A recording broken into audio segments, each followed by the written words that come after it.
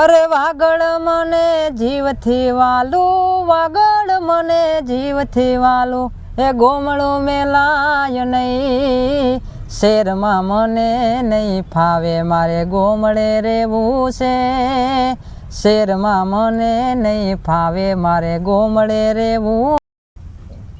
નમસ્કાર દર્શક મિત્રો, હું સફર વિથ કેવી ફરીવાર એક નવા વિડીયોમાં તમારું સ્વાગત છે. આજે આપણે વાગડ એવા કલાકાર એવા પરેશભાઈ મુછડિયા એમની સાથે આજ મુલાકાત કરી છે. ઘણા દિવસથી અમારે ચાલતી હતી વાતચીત ભેગું થવાની, પણ આજે હવે ફાઇનલ થઈ ગયા. તો પરેશભાઈ, તમારું નામ? મારું નામ પરેશભાઈ પાંચાભાઈ મુછડિયા છે અને ગામ પ્રોપર રાપર. બરોબર. તો આપણે શરૂઆત તો એમના સોંગથી જ કરશું કે એકાદું સોંગ આપણે સાંભળી પછી આગળ આપણી જે પ્રશ્નોનો દોર છે એ ચાલુ કરીએ. મારું સોંગ હમણાં બનાવ્યું છે મેલવાની આવો વાગડિયા.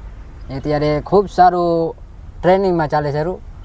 કોઈ પણ જગ્યાએ જાઓ પણ એ મારું જ ગીત વાગે છે. અરે વાગડ મને જીવથી વાલું, વાગડ મને જીવથી વાલું, એ ગોમડું મેલાય નહીં, શેરમાં મને નહીં ફાવે, મારે ગોમડે રહેવું છે, શેરમાં મને નહીં ફાવે, મારે ગોમડે રહેવું છે. ખૂબ જ અત્યારે યુટ્યુબમાં હાલે ખરું આ સોંગ. તો પહેલો જ પ્રશ્ન આપણો એ રહેશે ભાઈ કે ગાવાની શરૂઆત ક્યારે કરી તમે? ગાવાની શરૂઆત 8 વર્ષનો હતો ત્યારે મને લગ્ન લાગી કે મારે ગાવું છે. મારા પપ્પા પણ ગાતા અને મને પેટીમાં શીખડાવતા કે બેટા તું કલાકાર બનજે, અને નનકેથી ગાવાનું શરૂ કર્યું અને અત્યારે આ લાઈન આ દોર પકડ્યો છે. અત્યારે બહુ સારું નામ છે. હજી હમણાં તમે આજે આલ્બમ સોંગ બનાવ્યું, એવા કેટલા આગળના કોઈ સોંગ બનાવ્યા છે કે? આ મારું ચોથું સોંગ છે. એના પહેલાં મેં 3 સોંગ બનાવ્યા છે. માતાજીનું છે, પછી ભાઈબંધીનું છે અને એક બેવફાનું છે. અચ્છા. તો તમારો ફેવરેટ સિંગર? મારો ફેવરેટ સિંગર મણિરાજ બારોટ. તો મણિરાજ બારોટ એટલે મણિરાજ બારોટનું એકાદું સોંગ ગાઈ નાખી. અરે ઊંચે રે એ ચડું ને નીચે ઉતરું,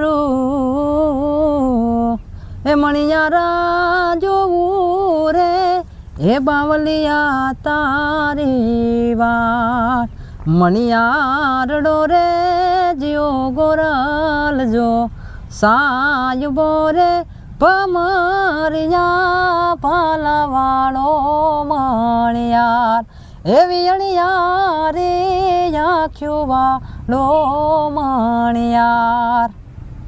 ખૂબ સરસ, ખૂબ જ અવાજ સરસ છે ભાઈનો. અને જેમ ઉત્તર ગુજરાતનો મણિયારો એવી રીતે કચ્છનો મણિયારા તરીકે માતાજી એમને આગળ વધારે. તમારો ભણ્યા કેટલું છો તમે અભ્યાસમાં ને એમાં? જ્યારે તમે ભણતા ત્યારે આપણે ઓલી સ્પર્ધા આવતી યાદ હે કે? સ્પર્ધામાં ભાગ લીધો છે અને ભણ્યો તો હું 6 જ છું.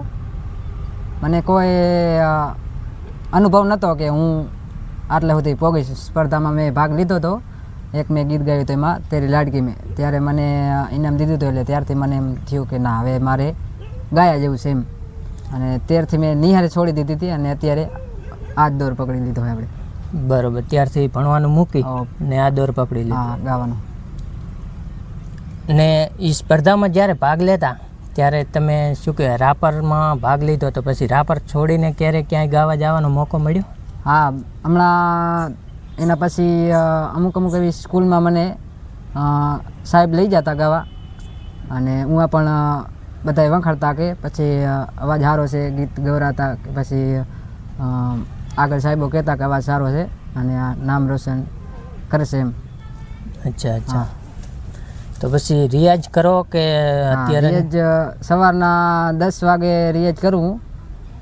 બપોરે જમવા ટાઈમ 1 વાગી જાય કે 2 વાગી જાય. ક્યારેક તો જમતો નથી. સાંજના 5-6 વાગ્યા સુધી રિયાઝ કરતો હું. અચ્છા. રિયાઝમાં મતલબ કે આમ પેટી ઉપર કરો કે નોર્મલ? ના, પેટી. આમ પેટી ફાવતી નથી, પણ મારા જે ઢાર ઉપર હું જે ગાઉં છું ને એ ઢાર ઉપર આપણે વગાડું અને એના ઉપર આખો દી દેશી રાહડા હાથે પછી બધું ગાતો હોય એમ. જ્યારે તમે આ ગાવાની શરૂઆત કરી ત્યારે ફેમિલી તરફથી કોઈએ કીધું કે ના તું આ લાઈનમાં જા કે તારો અવાજ સારો હોય કે? એટલે ગાવાનો તો મને ઘણો શોખ હતો, પણ આપણે ફેમિલી તરફથી આપણે સપોર્ટ ઓછો હોય થોડોક. અને અત્યારે સપોર્ટ છે આપણે ભરત ગોહિલ છે, આપણે આ અમારા એમના ભાઈ નાના દિલીપભાઈ છે, અને મારા બનાવી છે અરવિંદ ગોહિલ, એમનો બહુ સપોર્ટ છે. બધો જે પણ મારો આજે ખર્ચો થાય છે કે પછી ક્યાંય પણ બારે શૂટિંગ કરવા જાય છે એ બધો ખર્ચો અમારે ભરતભાઈ અર્જણભાઈ ગોહિલ કરે છે. એમનો બહુ સપોર્ટ છે અને એમનો હું આભાર છું કે મને આજે આટલો બધો આગળ લીધો છે, આટલું બધું નામ છે. જે પણ કાંઈ શું, કારણ કે મને કોઈ નહોતું ઓળખતું રાપરમાં, અને બે જણે કીધું કે આ ભાઈનો અવાજ સારો છે અને સપોર્ટ કરો. એમના સપોર્ટથી આજે બહુ સારું નામ છે. એમના લીધેથી બહુ મારે સંબંધ એવા બહુ સારા થયા છે એમના લીધે. એટલે ખૂબ ખૂબ આભાર માનું છું એમનો. ખૂબ સરસ. મતલબ કે કંઈ તો કે પડદા પાછળનું જે કામ નિભાવતા હોય ને તો એ ભરતભાઈ છે. હા, ભરતભાઈ ગોહિલ અને અમારા દિલીપભાઈ. અચ્છા. પછી તમારા ફેમિલીમાં કોણ કોણ છે? ફેમિલીમાં અમે 4 ભાઈ છીએ અને 4 બેન છે. અચ્છા. ફેમિલી ક્યાં આમ ખેતી સાથે જોડાયેલી કે? ખેતી સાથે નહીં, આમ તો મેં છૂટક કામ કરી. મેં ખૂબ કામ કર્યું હમણાં સુધી, 2-3 વર્ષ પછી જ મૂક્યું છે. બાકી આપણે ખૂબ ઓલરેડી કામ કરી લીધું છે. આપણે ખેતીવાડી છે કે કડિયા કામ છે કે પછી સેન્ટિંગ કામ, આપણે હર કામ કરી છે. ને અત્યારે આવશે ને તોય આપણે જતા રહે છે કામ એમ. એવું કાંઈ હું રાખતો નહીં કે હું એવડો મોટો કલાકાર છું એમ. એ વાત છે. અભિમાન આજીવન આપણે રાખતા જ નથી એમ. અચ્છા. તમે જે હજી સુધી આ સોંગ કર્યા, આનો બધો ખર્ચો તમે કીધું કે ભરતભાઈ પોતાની રીતે, તો તમે શું અત્યારે હાલ શું કામ કરી રહ્યા છો? જે સાઈડમાં ધંધો કે ને આપણે સાઈડમાં તો સિંગિંગનું તો એક સાઈડમાં, તમારો જે સાઈડમાં કોઈ ધંધો?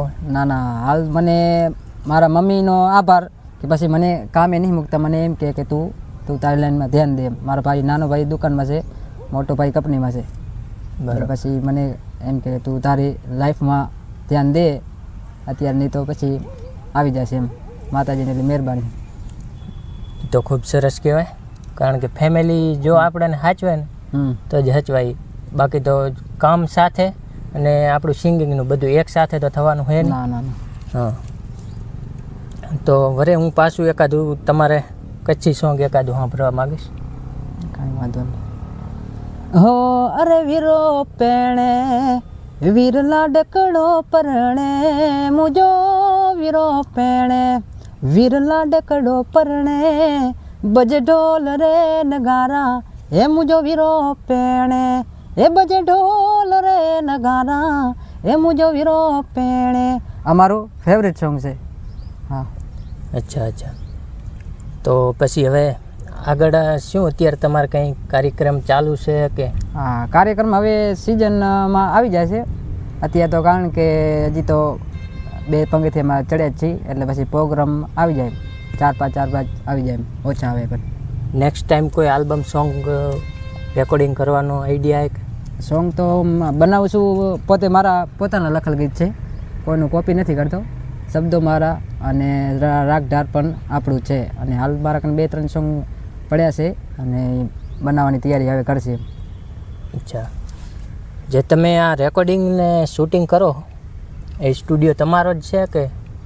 ના, રેકોર્ડિંગ સ્ટુડિયો તો ડીસા જાય છે, વાગડ રેકોર્ડિંગ.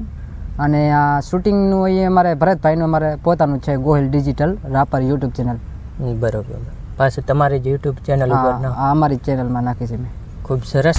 હવે આપણે થોડાક આગળ જઈ, જે બાજુમાં ભાઈ બેઠા એમની પાસે. તો ભાઈ કેવો લાગ્યો અવાજ તમને? અવાજ સારો લાગ્યો.